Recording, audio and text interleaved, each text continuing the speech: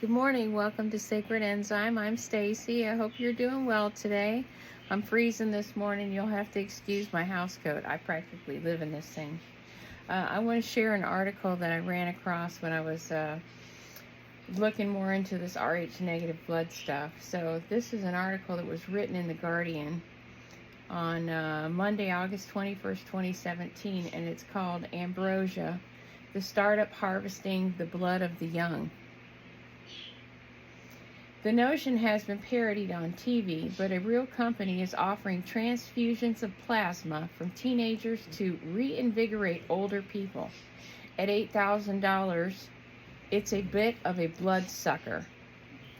So you gotta let me read this.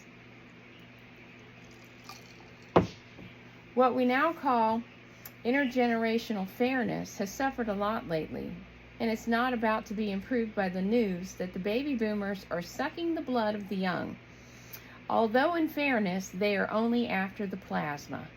In Monterey, California, a new startup has emerged offering transfusions of human plasma, 1.5 liters a time, pumped in across 2 days, harvested uniquely from young adults.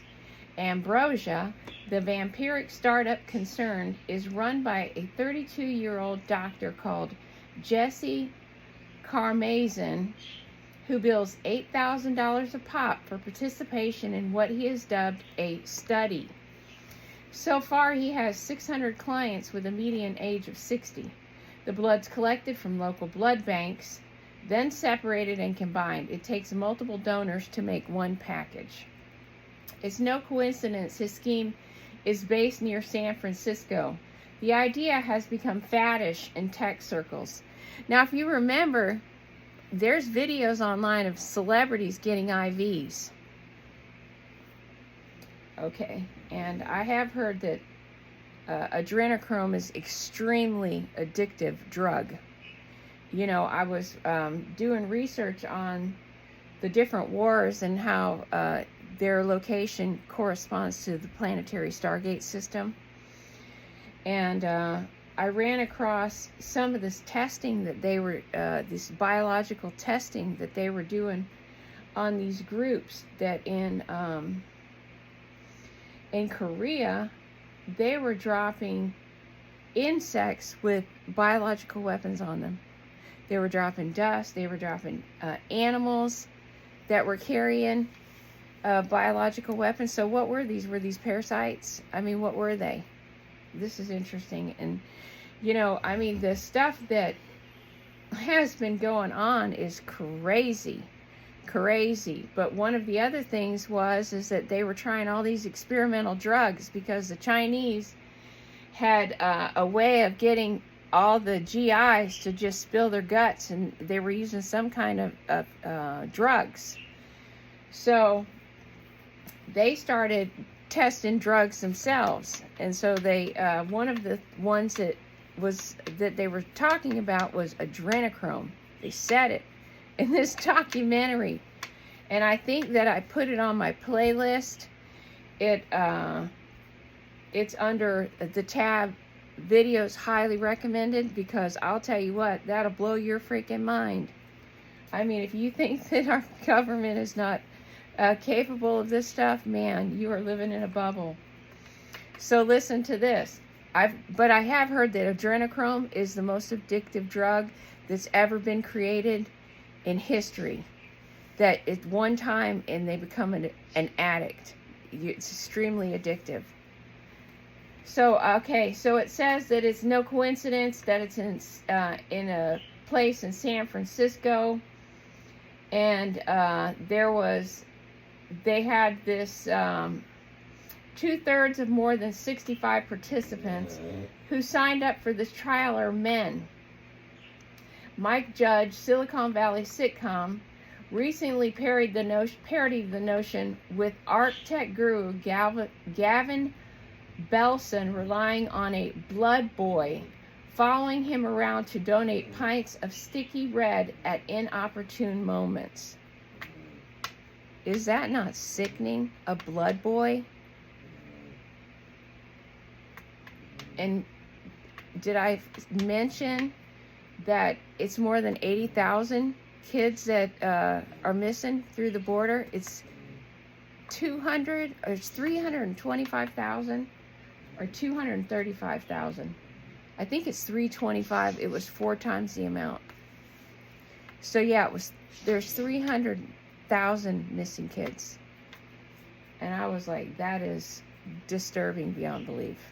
So are these kids blood bags for adrenochrome? Just curious. I mean, I'm asking for a friend. Okay, so let me finish reading this because this will get you the next part.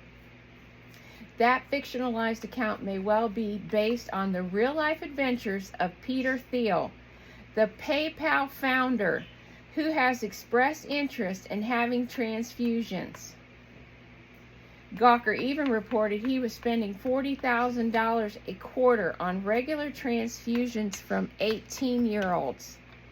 He and various other thinkers who radiate out towards the death-evading transhumanist movement are fascinated by heterochronic parabiosis, the sewing together of 2 animals in order to create a living chimera.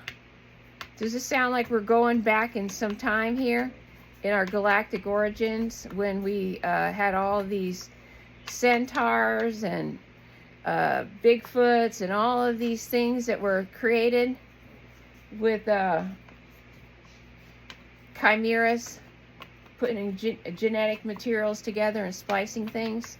See, this is one of the reasons why Atlantis screwed themselves up. So yeah, these people are fascinated with chimeras and getting young people's blood. It's plasma. And when I was looking at a documentary that was about this, it showed it in the bags as bright gold. And I thought, well, gold juice, huh? That's the gold juice that girl was talking about from Orange is the New Black, I think it was. Or it was that one where the girls were in jail.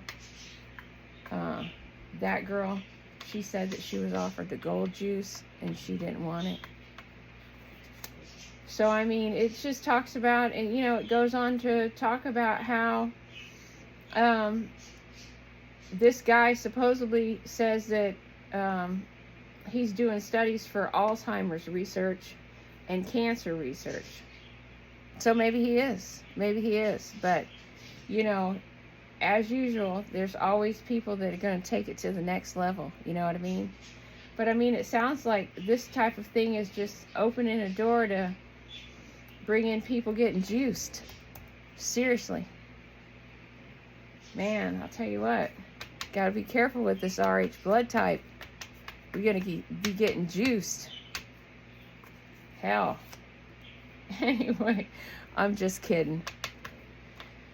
So what do you think about that? Is that some crap or what? And there's another article that I looked online, and they were talking about another word for it is called young blood transfusion. So this shows up with an AI overview on it. A young blood transfusion is a procedure that involves transferring blood from a young person into an older person to potentially improve the older person's health. However, the FDA has warned that there's no clinical evidence that this procedure is safe or effective, and that it should not be pursued outside of clinical trials. Of course, they don't want you doing that yourself. They don't want the whole world to become vampires. Some research suggests that young blood may have a rejuvenating effect on older bodies. I've seen a lot of these singers getting IVs. I think Jelly Roll was talking about getting an IV. P. Diddy and his aunt, which is really, yeah, his mother, which is really his aunt. They were getting an IV. So, I mean, are these people getting young blood? Is that what they're doing? A small clinical trial found that transfusing young blood into people with dementia was a safe and may have improved their daily lives. Researchers have identified protein in young blood serum that may promote synapse formation, which allows neurons to communicate with each other. So it speeds you up. It's probably like speed, truthfully. That's why kids have all this energy. However, there's no concern about the potential risk. Oh, there are also concerns about the potential risk and consequences of young blood transfusions. Listen to this. The procedure may only be accessible to the wealthy and may not be covered by insurance. The procedure could lead to a divide between a healthier, long-lived, wealthier class and a shorter-lived middle and lower income class. So, are we just having our lives shortened here as other people have their lives lengthened because they're being vampires off of the humans? Just like what we talked about. We have these spirits here, these souls here that don't want to ascend. They know the secrets of the universe and they don't want to leave because they realize how to use the morphinogenic field to their advantage. Okay? And so they don't want to leave here because they're living it up. But everybody has to ascend. Okay? You've got too much darkness involved with all of this. This goes against the universal laws of nature. So what is going on? So what do you guys think about that? So is this starting to tie some things together? I think it might be. I mean, sometimes the clues are hidden in plain sight. Right? So, and maybe that's why a lot of these kids that come forward that are victims of RSA, they'll say that they had a parent that worked in the medical field. Like a lot of them have family members that are morticians, like their father would be a mortician or would work in a hospital or something like that. So, I mean, this is interesting stuff to, look at. So with that, when you come and find me, I'll be here because we're living in the past, present, and the future all at the same time. So go outside today, put your feet in the grass, set your intentions for today. Say today's going to be a beautiful day and give thanks to our Universal Father and the Divine Mother, Mother Earth. So we're going to come back and we're going to start into the Chelonic science. And so we're going to start at the very beginning. So with that, I hope to catch you on the next one. And thanks for watching Sacred Enzyme. Bye-bye.